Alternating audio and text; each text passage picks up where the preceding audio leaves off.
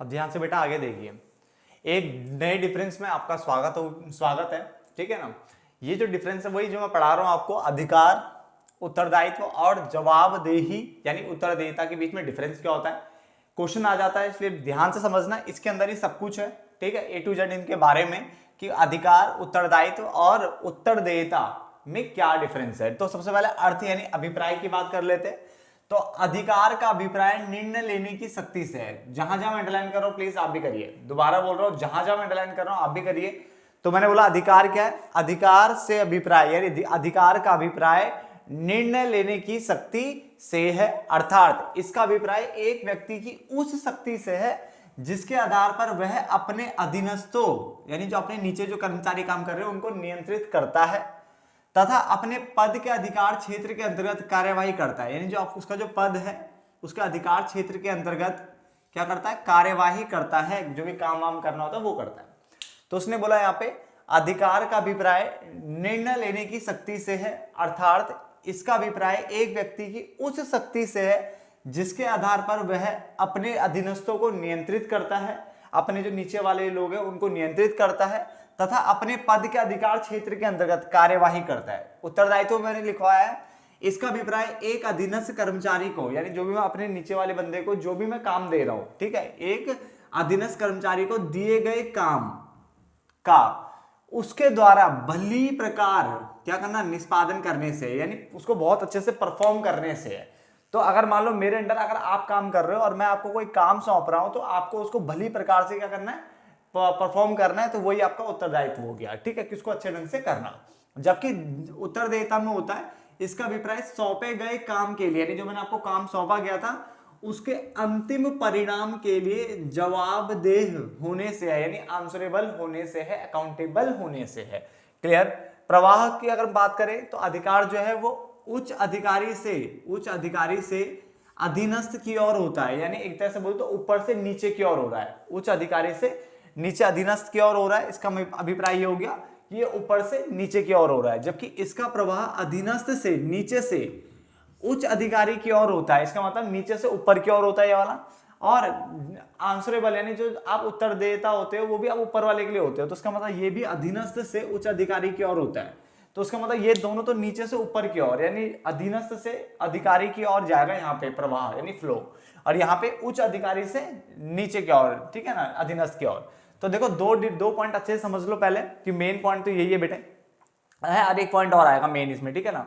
मैंने बोला अधिकार क्या होता है, अधिकार का अभिप्राय निर्णय लेने की शक्ति से, अर्थात अधिकार जो है उसका अभिप्राय एक व्यक्ति की उस शक्ति से है जिसके आधार पर वह अपने अधीनस्थों को नियंत्रित करता है, जिस शक्ति से वो अपने अधीनस्थों को क्या करता है, नियंत्रित करता है तथा अपने पद के अधिकार क्षेत्र के अंतर्गत कार्यवाही भी करता है। जबकि उत्तरदायित्व क्या था कि एक अधीनस्थ को यानी जो आपको अधीनस्थ कर्मचारी को सौंपे गए काम का उसके द्वारा यानी आपके द्वारा भली प्रकार से निष्पादन मतलब परफॉर्म करने से है। जबकि अगले वाले में मैंने बताया कि इसका अभिप्राय जो सौंपे गए काम था जो मैंने आपको काम सौंपा गया था उसके अंतिम परिणाम के लिए यानी फाइनल रिजल्ट के लिए जवाबदेह होने से है। ये जो होता है बेटा ये ऊपर से नीचे की ओर होता है, इसका मतलब उच्च अधिकारी से अधीनस्थ की ओर होता है। ये नीचे से ऊपर की ओर होता है मतलब अधीनस्थ से उच्च अधिकारी की ओर, और ये भी नीचे से ऊपर की ओर होता है मतलब अधीनस्थ से उच्च अधिकारी की ओर, ठीक है। उद्गम की अगर हम बात करें तो ये संगठन में औपचारिक पद, औपचारिक यानी फॉर्मल जो आपको पद मिलता है उसके कारण ये उत्पन्न होता है। किस कारण होता है, जो फॉर्मल जो पद होता है, पोजीशन आपको मिलती है उसके कारण ये उत्पन्न होता है। तो समझ यह संगठन में औपचारिक पद के कारण उत्पन्न होता है। यह अधिकारी अधीनस्थ संबंध के कारण होता है, अधिकारी अधीनस्थ संबंध के कारण उत्पन्न होता है। और यह अधिकार सौंपने के कारण, किसके कारण, अधिकार सौंपने के कारण उत्पन्न होता है। क्लियर हो गया। तो मैंने क्या बोला, यह संगठन में औपचारिक पद के कारण उत्पन्न होता है, यानी जो आपको जो फॉर्मल पोजीशन दी गई है उसके कारण उत्पन्न होता है। यह अधिकारी अधीनस्थ संबंध के कारण उत्पन्न होता है। किस कारण होता है, अधिकारी अधीनस्थ संबंध के कारण उत्पन्न होता है। और यह अधिकार सौंपने के कारण, किस कारण, अधिकार सौंपने के कारण उत्पन्न होता है, ठीक है। अगर देखा जाए तो बेटा इसका अधिकार भी अधिकारी अधीनस्थ संबंध ही है, इसका आधार, अधिकारी आधार, इसका आधार जो है, अगर आपसे कोई पूछे उत्तरदाता का आधार क्या है तो आधार भी बेटा इसका यही है, अधिकारी और अधीनस्थ का संबंध है। क्योंकि जब अधिकारी और अधीनस्थ का संबंध, यानी मैं आपका अधिकारी हूँ, आप मेरे अधीनस्थ हो, हम दोनों का जो संबंध है उसी पे ही आप मेरे को क्या देखो जवाब दोगे, यानी जवाब जो देने हैं वो आप तभी तो दे रहे हो क्योंकि मैंने आपको काम सौंपा, आप ढंग से नहीं कर पाए या कर दिए, तो उसके लिए भी अच्छा करोगे तो भी बल्ले बल्ले, नहीं करोगे तो आप डांट खाओगे, जा सदा ये होगा, तो बट जवाब दे तो आप ही होंगे ना।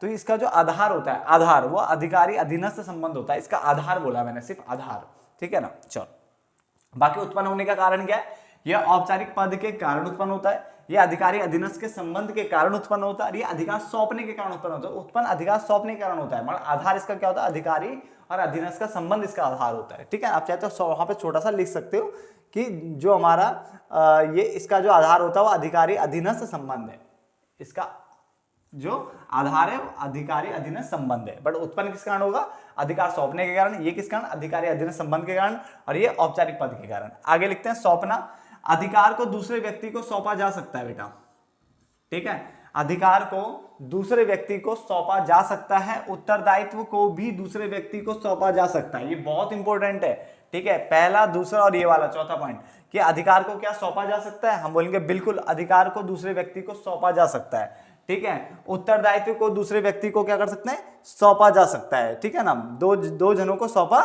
जा सकता है, क्लियर हो गया। उसके अलावा जवाबदेही को दूसरे व्यक्ति को सौंपा नहीं जा सकता है, इसका मतलब दूसरे व्यक्ति को नहीं सौंपा जा सकता। तो सिर्फ एक अकाउंटेबिलिटी यानी आंसरेबिलिटी है, उत्तरदेयता जो है, ठीक है, इसको सौंपा नहीं जा सकता। अगर आपको कोई काम दिया है तो आप ही उसके लिए जवाबदेह होंगे, ठीक है। आप ये नहीं कि अब मेरे बदले तू हो जा रेस्पॉन्सिबल, क्यों हो जा भाई, मतलब तू मेरे बदले, सॉरी तू हो जा, क्या नाम है उसका, अकाउंटेबल हो जा, आंसरेबल तू हो जा, तू देगा जवाब, ऐसा नहीं होता, ठीक है ना। तो उसने बोला जवाबदेही को दूसरे व्यक्ति को सौंपा नहीं जा सकता, तो इन दोनों को सौंपा जा सकता है, इसको सौंपा नहीं जा सकता। उसके अलावा सार की अगर हम बात करें, एसेंस की बात करें, या एक तरह से बोलूं तो मैं निष्कर्ष की बात करूं, तो कंक्लूजन की अगर हम बात करें, तो इसने बोला इसका सार निर्णयों का, जो निर्णय डिसीजंस होते हैं, निर्णयों का पालन करवाना है, इसका सार कर्तव्य को पालन करना है, ठीक है, जिसका करवाना है, किसका, निर्णयों का, निर्णय डिसीजंस का जो पालन है करवाना है, कर्तव्य का पालन करना है, ठीक है ना। और इसका सार अधीनस्थ द्वारा कार्य निष्पादन, यानी जो वर्क परफॉर्मेंस है, कार्य निष्पादन मतलब वर्क परफॉर्मेंस है, के लिए अधिकारी को जवाब देने से, यानी अधीनस्थ द्वारा कार्य जैसे कंप्लीट हो जाएगा तो उसके लिए जवाब देने से, यानी कार्य कंप्लीट हुआ नहीं हुआ जो भी है तो उसके लिए जवाब देने से। तो दोबारा बोल रहा हूं यहाँ पे मैं, सार में इसका सार निर्णयों का पालन करवाना है, इसका सार कर्तव्यों का पालन करना है, और इसका सार अधीनस्थ द्वारा जो कार्य निष्पादन किया गया है, जो वर्क परफॉर्म किया गया है, के लिए अधिकारी को यानी अपने ऊपर वाले को जवाब देने से है, जवाब देने से। क्लियर हो गया। तो मेरे को लगता है ये डिफरेंस आपको समझ में आ गया होगा, और ये तीनों चीज अच्छे से खत्म भी हो गई हमारी। क्लियर है, इसको रट्टा मार लो, काफी इंपॉर्टेंट है। क्लियर हो गया। चलो मिलते हैं बेटा नेक्स्ट पार्ट में, तब तक के लिए धन्यवाद।